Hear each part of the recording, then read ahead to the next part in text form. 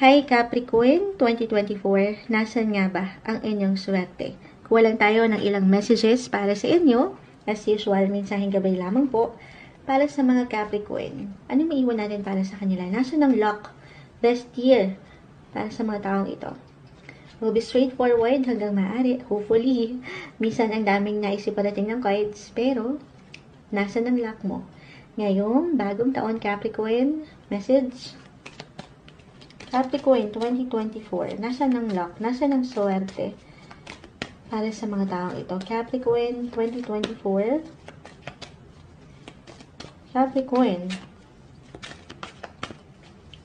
Okay, ayan, may tumatalon.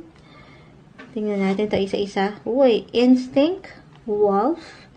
So, yung luck nandyan sa inyong mga pakiramdam, sa inyong isipan, iceberg, submerge.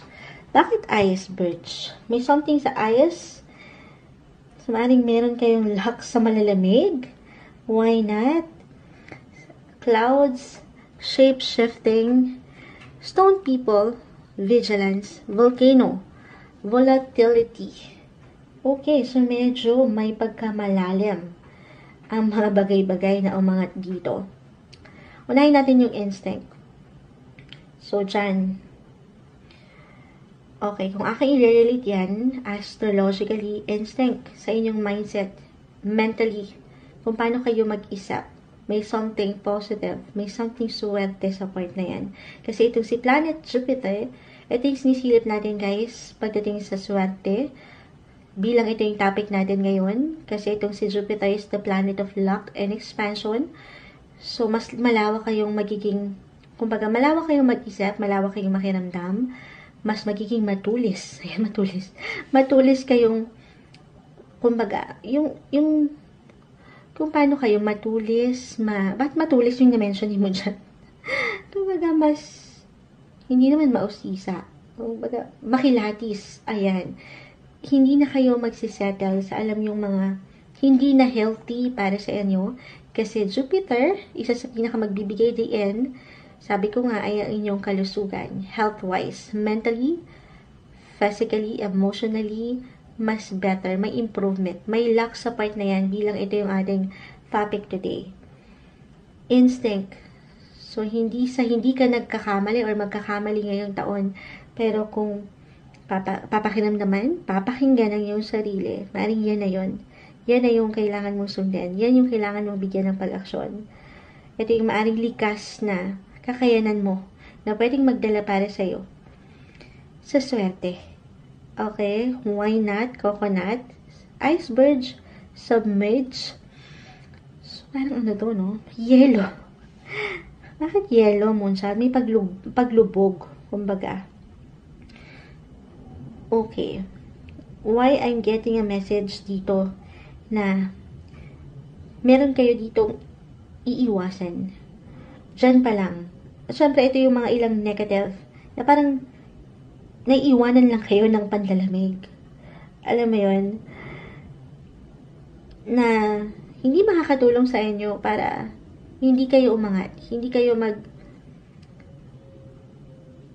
ito kasi instinct, submerge.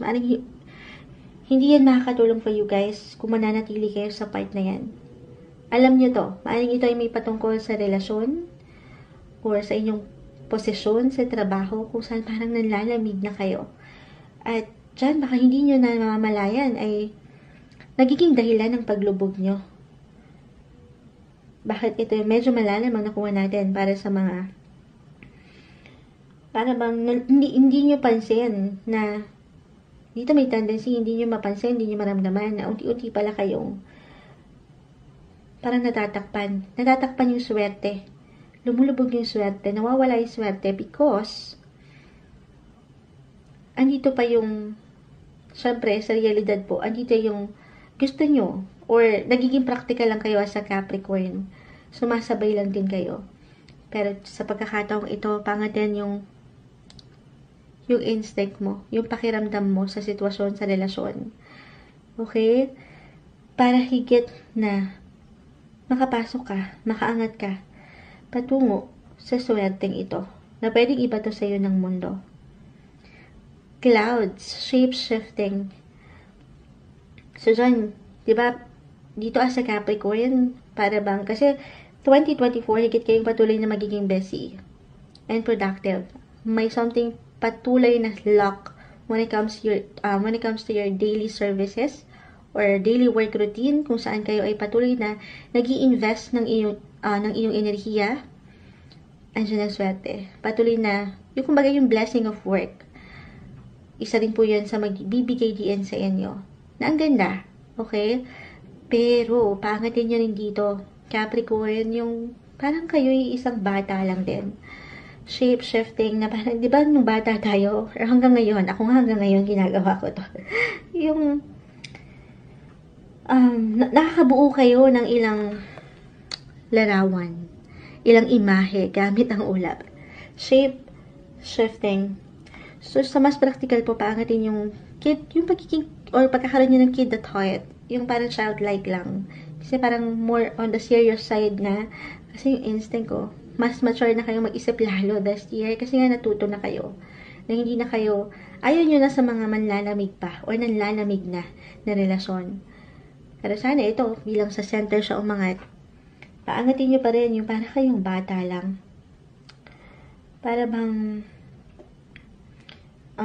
ito, yung parang masaya lang, kahit pa ang buhay ay weather, kumbaga, walang kasiguraduhan na pabago-bago. Itong ulap na ito, diba? Iba-iba yan eh. Iba-iba rin yung image na nakikita natin sa ulap. At iba-iba rin tayo ng interpretation dyan. Minsan na nakikita mo, mukha, yung iba naman ay kagamitan. So, dito, more on, kumbaga, it's a matter of perspective lang din sa yung buhay. Yung instinct mo. More on sa pagiging practical and realistic ang naisiparating dito sa yung baraha, Capricorn. Na wag kang magpapatalo sa yung pwedeng emosyon this year na alam mong hindi na healthy. So, sa mas practical kasi kailangan healthy kayo physically, emotionally. Actually, maganda yung flow sa part na yan. Maaring merong luck sa part na yan. So, sana paangatin nyo yan. Yung pagiging healthy nyo, mag-isip, healthy nyo, nadalhin ang inyong mga sarili. May pagkamalalim ang mga Capricorn na kahit ako ay humuhugot hanggang ilalim. Iceberg, submerge. So, sa mas practical, may something swerte pagdating sa mga ice or sa clouds. Stone people vigilance. Parang pinag-iingat ka dito, maging aware sa iyong paligid. Or mula dito sa ilang pwede mong maramdaman kahit sa simpleng tension lang. Yung akala mo, kumbaga, yung akala mong itong mga taong ito yung kumbaga matatawag na mga marites sa paligid. Hindi naman pero kumbaga, parang meron pang something luck yun. Halimbawa, meron kayong ilang basher. May mga basher. Mga negative sa paligid. Take it as a challenge na lang. This year, 2024. Volcano, volatility. Kasi, yes, halimbawa lamang, nababash ka. Merong ilang negative sa paligid na wala tayong control. Kailangan lang natin sabayan yon. Take it as a challenge, Capricorn. Maging mapagmatsyag, yes, mapagbantay. Mas magiging aware ka naman dito.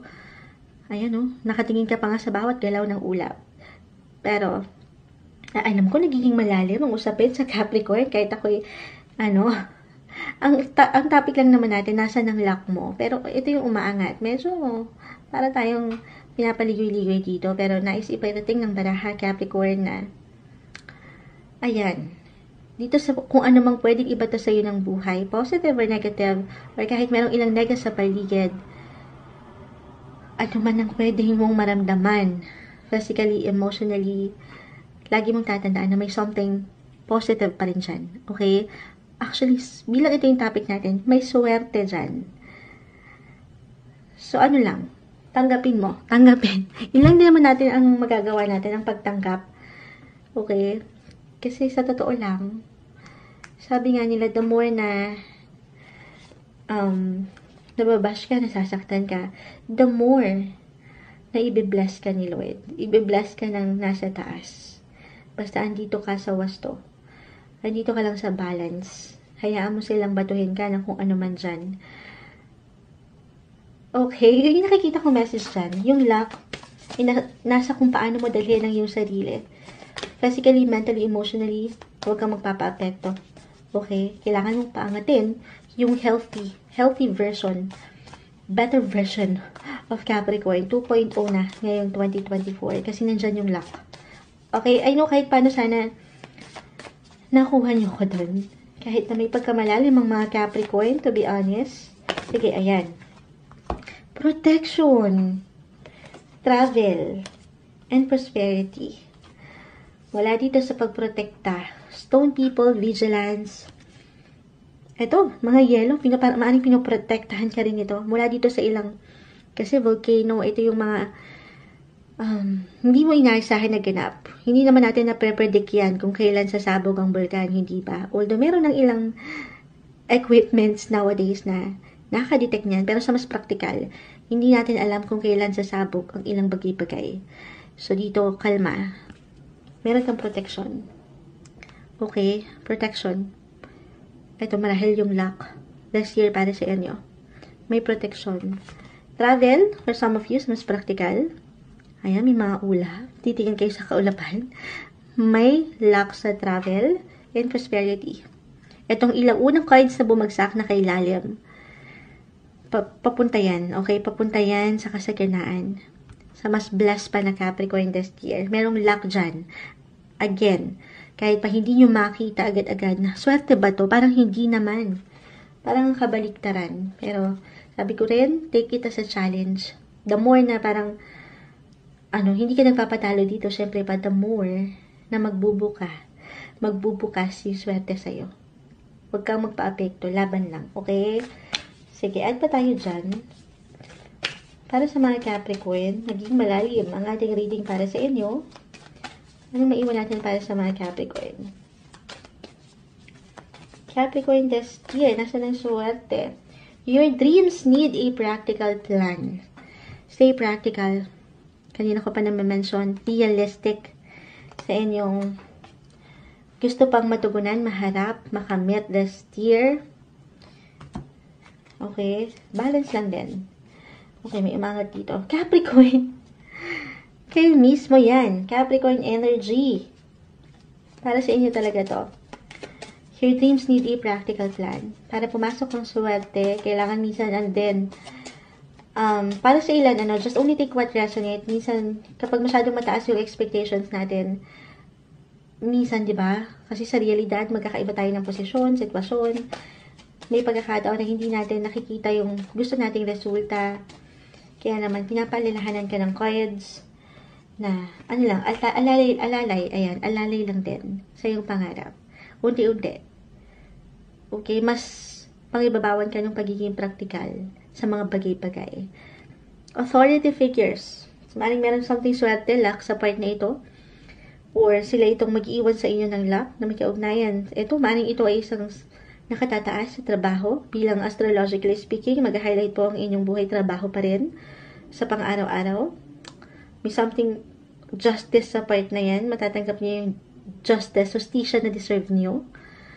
Mapausaping relasyon man to, pera, trabaho.